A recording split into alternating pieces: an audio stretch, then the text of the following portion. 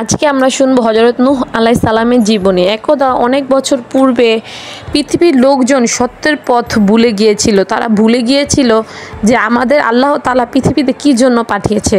তারা শুধু মূর্তি পূজা করত ও অশ্লীল ও ব্যভিচার কাজ করত। হযরত নূহ আলাইহিস সালাম তাদের খুব বুঝায় যে তারা যাতে আল্লাহর পথে ফিরে আসে, তারা যাতে মূর্তি পূজা ছেড়ে দেয়, কিন্তু তারা সেই কাজটি করে না।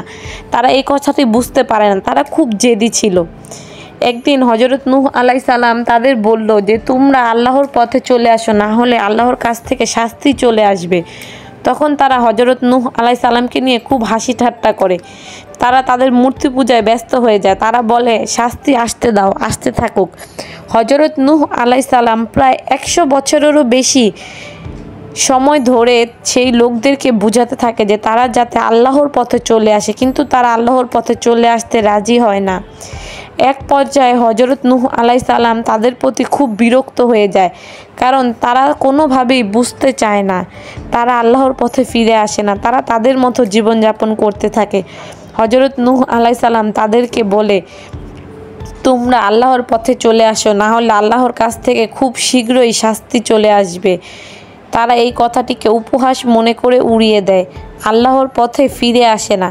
তখন হযরত নূহ আলাইহিস সালাম হতাশ হয়ে পড়ে, কিন্তু আল্লাহর আদেশে সে তাদের আবারও বুঝাতে যায় যে তোমরা আল্লাহর পথে চলে আসো, আল্লাহর পথে চলে আসো। যখন তারা বুঝতেই চায় না, তখন হযরত নূহ আলাইহিস সালাম খুব হতাশ হয়ে রাগ করে সেই শহর ছেড়ে খুব দূরে হাঁটতে হাঁটতে চলে যায়।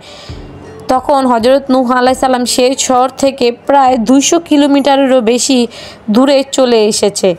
তখনই সেই শহরের লোকজন বুঝতে পারে এখনই হয়তো অভিশাপ চলে এসেছে।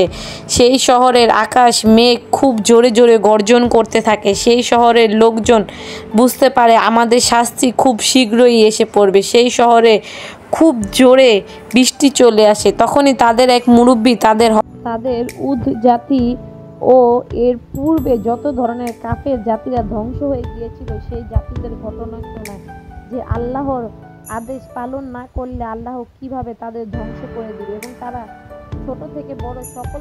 ছোট থেকে বড় সকলে মিলে পাহাড়ের চূড়ায় উঠে আল্লাহর কাছে ক্ষমা প্রার্থনা করতে থাকে এবং জোরে জোরে কান্না করতে থাকে।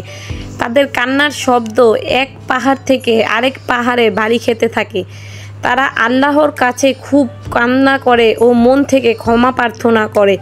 তারা এত জোরে জোরে কান্না করছিল যে সেখানকার পাহাড় আকাশ বাতাস সব তাদের কান্নার আওয়াজে ব্যাকুল হয়ে উঠেছিল। তখন আল্লাহ তাআলা তাদের ক্ষমা প্রার্থনা করে এবং সেখানকার পরিবেশ তখনই ঠান্ডা হয়ে যায় এবং তারা আল্লাহর কাছে দোয়া করে যাতে নূহ আলাইহিস সালামকে তাদের কাছে আবার ফিরিয়ে দেয়।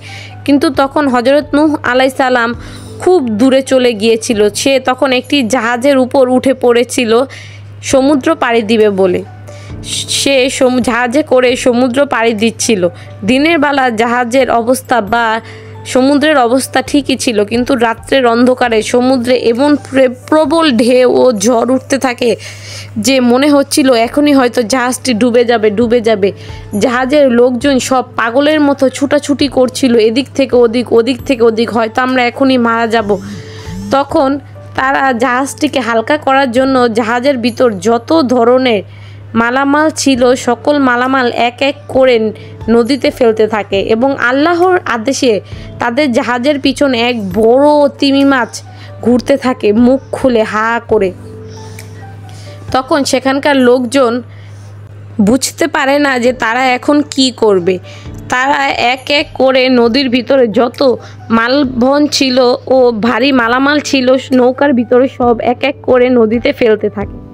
তখন তারা মানত যে নদী দেবতা বা সমুদ্র দেবতাকে যদি একটা মানুষ বলি দেওয়া যায় তাহলে সেই নদী দেবতা ঠান্ডা হয়ে যাবে।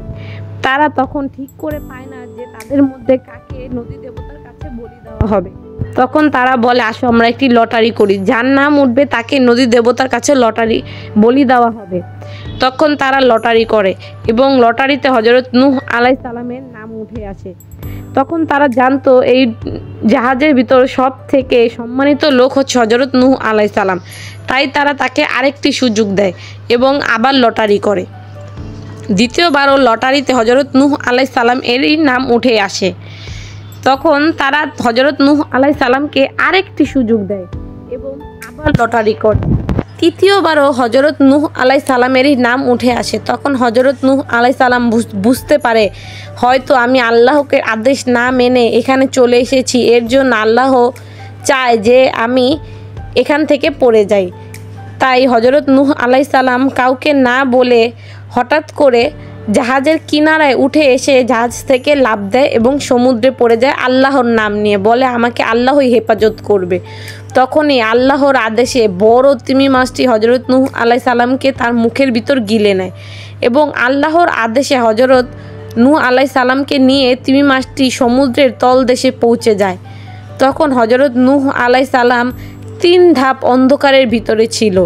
এক হচ্ছে মাছের পেটের অন্ধকার, দ্বিতীয় হচ্ছে সমুদ্রের অন্ধকার, তৃতীয় হচ্ছে হজরত নূহ আলাইহিস সালাম খুব গভীর সমুদ্রের তলদেশের ভিতরে ছিল। তখন হজরত নূহ আলাইহিস সালাম তার ভুল বুঝতে পারে এবং আল্লাহর কাছে ক্ষমা প্রার্থনা করতে থাকে যে আল্লাহকে সে না জানিয়ে সেই শহর ছেড়ে চলে আসে। সে হঠাৎ করে খুব অসুস্থ হতে থাকে তিমি মাছের পেটের ভিতরে। তখন আল্লাহ তাআলার কাছে সে খুব মনের থেকে ক্ষমা প্রার্থনা করে ও লা হাওলা ওয়ালা কুওয়াতা ইল্লা বিল্লাহ এই দোয়াটি বলে প্রার্থনা করতে থাকে। তখন আল্লাহর আদেশে তিমি মাছ হজরত নূহ আলাইহিস সালামকে একটি দ্বীপের কাছে পৌঁছে দেয়। কিন্তু হজরত নূহ আলাইহিস সালাম এতটাই অসুস্থ ছিল যে তার শরীরের মাংস খসে পড়ছিল রৌদ্রের তাপে। তখন আল্লাহর আদেশে তার মাথার উপরে থাকা গাছটি বড় হয়ে যায় এবং তাকে ছায়া দিতে থাকে। কিছুক্ষণের ভিতরে হজরত নূহ আলাইহিস সালাম সুস্থ হয়ে যায় এবং হজরত নূহ আলাইহিস সালাম আল্লাহর কাছে ক্ষমা প্রার্থনা করে ও তার শহরে ফিরে যায়, কারণ সে আল্লাহর আদেশ ছাড়া সেই শহর থেকে চলে এসেছিল। সে আস্তে আস্তে সেই শহরের দিকে রওনা হয় এবং হঠাৎ সে সেই শহরে পৌঁছেও যায়। সে সেই শহরে গিয়ে অবাক হয়ে যায় যে সেই শহরের লোকজন এতটা ইসলামিক ও মুসলমান হয়ে গিয়েছে, নামাজি হয়ে গিয়েছে। তারা হজরত নূহ আলাইহিস সালামকে পেয়ে নবী বলে গ্রহণ করে ও খুব খুশি হয়ে যায় এবং তারা সকলে একত্রে নামাজ পড়তে থাকে। আমাদের গল্পটি ভালো লাগলে একটি সাবস্ক্রাইব করে যাবেন।